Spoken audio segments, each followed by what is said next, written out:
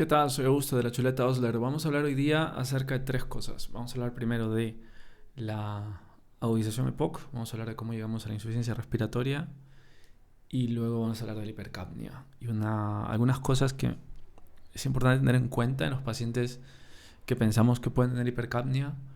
Eh, Vamos a ver cómo esto afecta al resto de aparatos, ¿no? Como que todos los órganos se ven afectados. Obviamente cualquier trastorno ventilatorio, sea primario porque fallan los pulmones o la vía aérea, o secundario, o sea que falla la vía aérea secundario a otro fallo, por ejemplo cardíaco. La hipoxemia, la hipoxia tisular y finalmente la hipercapnia afecta a todo el sistema, lógicamente, ¿no? Esto es antes de la parada, sin que necesariamente el paciente haya hecho una parada. Como siempre en las ilustraciones ponemos un dibujo central, que lo que trata de hacer es demostrar el aspecto del paciente, la actitud, los colores, ¿no? La piel, el aspecto, el gesto en la cara, etcétera.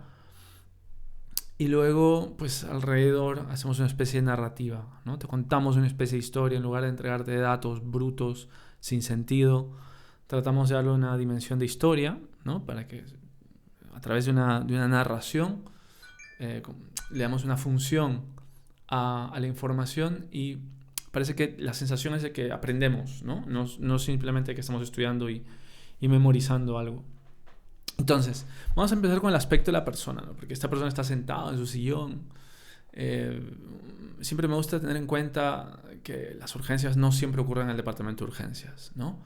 Vamos a deshospitalizar las urgencias porque pueden ocurrir en el domicilio del paciente, porque pueden ocurrir en la ambulancia, porque pueden ocurrir en el coche del paciente durante el traslado, porque pueden ocurrir en la vía pública y por supuesto ocurren en la consulta, ¿no? En la consulta primaria o en la consulta continuada, ¿no? Puede ocurrir.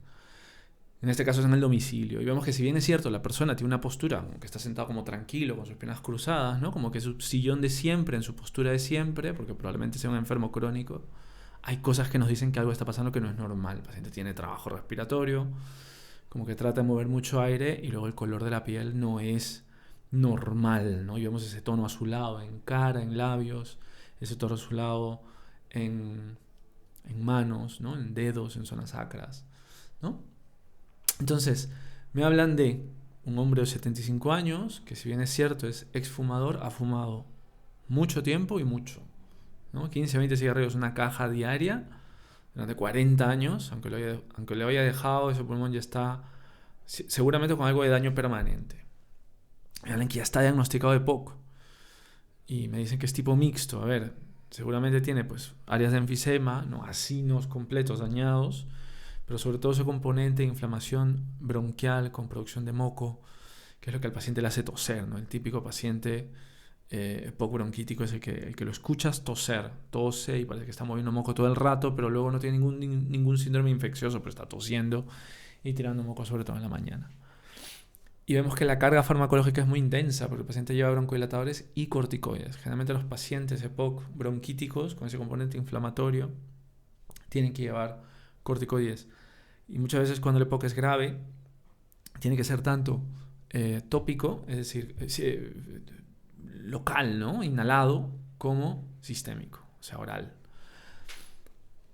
Entonces es un EPOC mixto, como es la gran mayoría de pacientes de EPOC, y luego me hablan de que si bien es cierto, satura por encima de 90, es 91, no parece ser muy adecuado, mentira.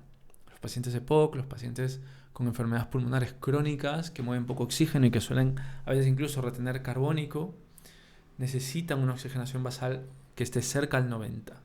Necesitan retener algo de dióxido de carbono. Acuérdense que el dióxido de carbono funciona sobre el centro respiratorio y lo hace funcionar. Es la manera en cómo el cuerpo se defiende de la hipercapnia. Pero los pacientes EPOC los que retienen carbónico, suelen estar expuestos a cantidades mayores de dióxido de carbono durante largo tiempo y ese centro respiratorio deja de responder. Entonces, si yo lo hiperoxigeno, si busco el 98-99%, voy a quitar el carbónico que le hace funcionar ese centro respiratorio, el paciente podría entrar en apnea. Y cuando ese paciente se pone muy malo, puede ser muy, muy peligroso. Entonces, saturación basal 91, pues un EPOC grave. Vean lo grave que es este paciente, ¿no? Porque me hablan que tiene aquí un FEV1 sobre FVC de 45%. A ver, ¿qué es esto, no? El EPOC es una enfermedad obstructiva. Yo puedo inhalar, puedo meter el aire, pero no lo puedo sacar, ¿no? ¿Cómo yo mido eso? pues le digo al paciente que inhale un montón de aire y que lo tire todo. En el primer segundo tiene que haber salido 80% de lo que ha metido en sus pulmones. Y cuando sale menos del 80%, podemos decir que el paciente tiene una enfermedad obstructiva. Ya veremos cuál es, si puede ser EPOC, asma, etc. Si se revierte o no con bronquiodilatadores y tal. Cuando lo comparamos para la capacidad vital forzada, o sea, todo el aire que el paciente puede mover, es decir, el FEV1, el aire que sale en el primer segundo, lo partimos por todo el aire que el paciente puede mover, entrar y sacar, y eso sale menos de 80%, el paciente tiene un EPOC. En este caso el paciente tiene 45, es un EPOC moderado grave. Y el FEV1 por sí solo me dice también la gravedad del EPOC. El FEV1 de 40, ese paciente es un EPOC muy grave, ¿no? Tiene una disnea ya crónica, o sea, es de él, y obviamente está limitado para sus actividades y tos y expectora todos los días, ¿no? Es algo habitual para él. Entonces aquí es donde empieza el cuadro clínico actual, ¿no? Me dicen, en la última semana hay aumento de frecuencia de la tos, hay cambios en las características de la expectoración. Esto me está dando la descripción de una agudización EPOC, ¿no? Por definición, una agudización es más tos, más disnea, cambios en las características del moco que llevan a un cambio a la farmacología. Entonces tose más, se cansa más, tiene más trabajo respiratorio, pero hay algo que nos llama la atención, que nos dice que no es normal, que un paciente no puede estar así en casa. Y se presenta cianosis facial y en zonas sacras. Zonas sacras son las extremidades, las partes distales de las extremidades, ¿no? Entonces este paciente se está poniendo azul. El cian es el color que torna el dióxido de carbono, ¿no? Por eso llaman cianosis. Cian es el tono el azul de las impresoras, ¿no? de los printers. Entonces, me dice que lo han auscultado, que tiene un ritmo cardíaco acelerado y irregular. O sea, vean cómo ya todo el sistema empieza a fallar, empieza a luchar por mantener una homeostasis, ¿no? El corazón empieza a acelerarse para tratar de mover más sangre. La misma hipoxemia, el mismo sufrimiento hace que el paciente dispare adrenalina, cortisona, aumenta la frecuencia cardíaca, aumenta la frecuencia respiratoria, el paciente empieza a sudar incluso. Entonces me dicen que tiene un ritmo irregular y acelerado. Ojo que no me dicen arrítmico, porque el ritmo yo lo puedo diagnosticar con el electro, pero con la auscultación, escuchando al paciente, yo lo puedo decir que es irregular. Y esto es muy común en los pacientes EPOC, no en todos, pero es algo común, es un hallazgo importante que puede ser común en los pacientes EPOC, que tengan un ritmo irregular. ¿Por qué? Los pacientes hipoxémicos, hipercápnicos, tienen gran vasoconstricción del lecho vascular pulmonar. Esto aumenta la presión dentro de los pulmones y el ventrículo derecho tiene que hacer más fuerza, aumenta la poscarga. Entonces, crece el ventrículo derecho, aumenta las presiones dentro de las cavidades del ventrículo derecho y la aurícula derecha, por transmisión retrógrada de esa presión, se dilata. Cuando se dilata la aurícula derecha, se rompen las fibras y se pierde el ritmo sinusal. El paciente entra en una fibrilación o flutter. Entonces es muy común encontrar un paciente EPOC justamente cuando está agudizado en el debut. A veces pillamos la fibrilación auricular, ¿no? El ritmo irregular, acelerado incluso, ¿no? Entonces me dice, los hallazgos clínicos, o sea, todo lo que el paciente presenta en su contexto clínico, lo crónico y lo agudo, me indican que el paciente pues, está hipoxémico, está en hipoxia tisular y está en hipercapnia. Y posiblemente tenga una agudización EPOC. Bueno, creo que tiene una agudización EPOC y posiblemente está en hipercapnia. Y me dicen aquí, la no eliminación del dióxido de carbono significa que el paciente está reteniendo. Si yo no puedo eliminar dióxido de carbono, no puedo eliminar hidrógenos. Se están quedando. Porque la manera en que se elimina el ácido es juntamos el hidrógeno con el dióxido de carbono y hacemos ácido carbónico y luego eso se parte en... Perdón, el bicarbonato se junta al hidrógeno, ahí está, el bicarbonato se junta al hidrógeno, eso se parte en dióxido de carbono y agua y yo lo exhalo a manera de vapor.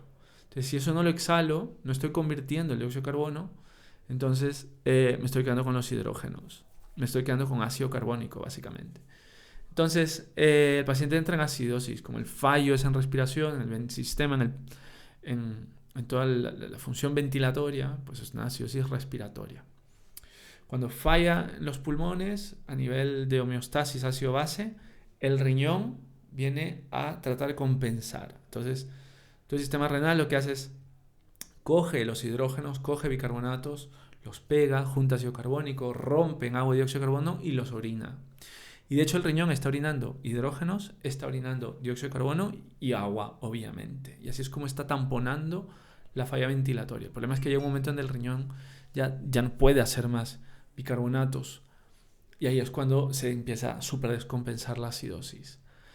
¿Qué pasa también? Que cuando el paciente está en hipoxemia por largo tiempo y la misma hipercapnia hacen que la gran vasoconstricción que está existiendo en el sistema afecta el filtrado glomerular y el riñón empieza a fallar en su filtrado y en la eliminación de algunos solutos. Entonces falla el riñón también, entonces vemos cómo falla el sistema nervioso. Aparte de la narcosis, ¿no? Con el deterioro cognitivo del paciente, por eso tiene la mirada así como perdida. Además de la narcosis, la respuesta adrenérgica, hipertensión pulmonar, y esto puede llevar incluso a una insuficiencia cardíaca. Si el paciente hace la arritmia, empeora también la arritmia, empeora la insuficiencia cardíaca, falla el sistema renal, etc. Y una nota acá final, dice el CO2 estimula el centro respiratorio, porque en el caso de nuestro paciente expuesto crónicamente a niveles altos, el centro está insensibilizado. Sería importante mantener una saturación entre 88 y 90 para evitar la apnea, que era justamente lo que decíamos antes. El dióxido de carbono genera vasoconstricción sistémica, ¿no? Por esta respuesta. El mismo CO2, esto es muy importante tenerlo en cuenta, el mismo dióxido de carbono es un vasoconstrictor sistémico, pulmonar, por eso es que aumenta la presión sistémica y la presión pulmonar, pero muy importante, es un vasodilatador cerebral. Y a nivel del cerebro puede producir edema, puede empeorar estados de hipertensión intracraneana. De hecho, los pacientes que tienen enfermedad del sueño hacen hipertensiones intracraneanas por vasodilatación y de hecho se despiertan con cefaleas muy preocupantes, ¿no? Entonces los pacientes roncadores, cuando hay sospecha de enfermedad del sueño y te dicen que se levantan con cefalea, cuidado porque a lo mejor lo que hay es una retención de dióxido de carbono durante el sueño. Dice aquí, CO2 genera vasoconstricción sistémica pero vasodilatación cerebral, por ello puede generar cefalea, es más deterioro cognitivo, el nivel de conciencia. La vasoconstricción del lecho pulmonar genera hipertensión arterial pulmonar, empeoramiento de la función ventricular y aumentando el riesgo de arritmias y de fallo cardíaco. Entonces vemos que si bien es cierto, hay un cuadro respiratorio primario, está afectando todo el sistema. Si esto no hacemos nada, este paciente entra en fallo circulatorio, este paciente probablemente entre en inestabilidad hemodinámica, empiece a hipotensarse y luego se nos para. Vale, hemos hablado de EPOC, hemos tocado temas como el EPOC mixto, lo que es el EPOC, la gravedad del EPOC. Hemos tocado temas como la insuficiencia respiratoria, la hipoxemia, la hipoxia tisular, la hipercapnia y todas las alteraciones que generan la hipercapnia. El mismo fiebre ventilatorio con la hipoxemia y la hipercapnia, como afecta al sistema nervioso, afecta al sistema circulatorio, cardiovascular, sistema renal también. Acuérdense mucho de los pacientes EPOC retenedores de dióxido de carbono, mantener la oxigenación justa, 88-90. Bueno, espero les haya gustado. Vamos a dejar el dibujo en Instagram para que lo puedan ojear, mirar, descargar. Y conmigo será hasta otra ocasión. Nos vemos en otro repaso.